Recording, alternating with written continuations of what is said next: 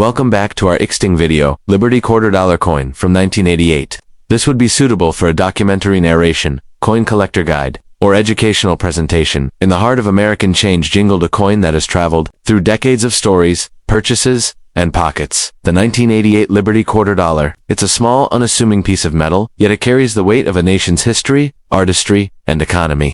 The 1988 quarter belongs to a long-standing tradition. The Washington Quarter series, first introduced in 1932 to commemorate the 200th birthday of George Washington, the first president of the United States. Designed by sculptor John Flanagan, the obverse side features a left-facing portrait of Washington, an image that would endure on quarters for nearly 7 decades. Though popularly referred to as the Liberty Quarter, the coin officially belongs to the Washington Quarter family. The word Liberty is prominently engraved above Washington's profile, a reminder of the nation's founding ideals. By the obverse side of the 1988 quarter showcases John Flanagan's original design, George Washington's stoic visage, the word Liberty arching above, and the national motto, "In God We Trust," to the left.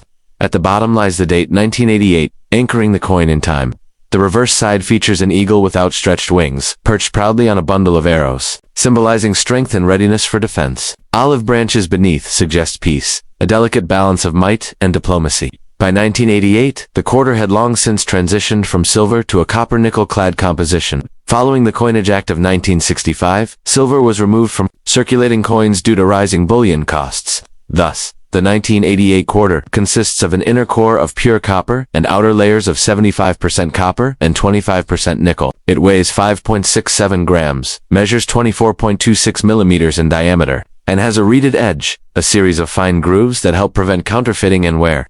3 primary mints produced the 1988 Washington quarters: the Philadelphia Mint, with no mint mark. The Denver Mint, marked by a small D beneath the eagle on the reverse, and the San Francisco Mint, where proof coins were struck with an S mint mark, primarily for collectors. Each mint played a regional role in distributing currency across the United States. The Philadelphia and Denver mints served the general economy, while San Francisco catered to numismatists and the U.S. Mint's proof set programs. In total, over 1.1 billion 1988 quarters were produced. Philadelphia, no mint mark, approximately 562,052,000 coins. Denver D, 596,810,688 coins. San Francisco S proof only, 3,262,948 coins. These staggering numbers reflect the coin's role as a key piece of everyday commerce in a rapidly growing economy. Circulated 1988 quarters are common. Found in vending machines, grocery store change, and piggy banks, they bear the nicks, smudges, and stories of decades.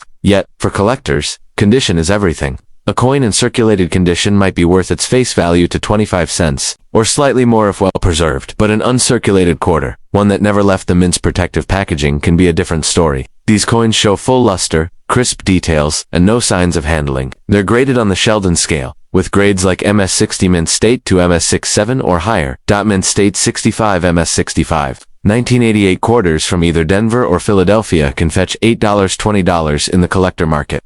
The 1988 S-proof quarter, while not rare, is prized for its mirror-like fields and frosted devices. It typically sells for $3, $5, more if it earns a perfect grade of PR70. Occasionally, 1988 quarters exhibit minting errors, mistrikes, off-center impressions, or double dies. These anomalies excite collectors and can command higher prices, depending on their rarity and severity. Notable varieties include double die obverse DDO, slight doubling visible on Liberty, or the date off-center strikes, where the design is visibly misaligned. The 1988 quarter circulated in a nation on the cusp of transformation. Ronald Reagan's presidency was ending. George H.W. Bush would soon be elected. The Cold War was winding down. Cellular phones were emerging. The internet was a whisper, and America's economy was recovering from early 80s inflation. The quarter passed through millions of hands, buying gas at under $1 a gallon, feeding arcade machines, and slotting into parking meters. The 1988 quarter was among the last before a major design change. In 1999, the U.S. Mint launched the 50-state quarters program, replacing the eagle reverse with state-themed designs that captivated a new generation of collectors. Yet the 1988 quarter remains a classic.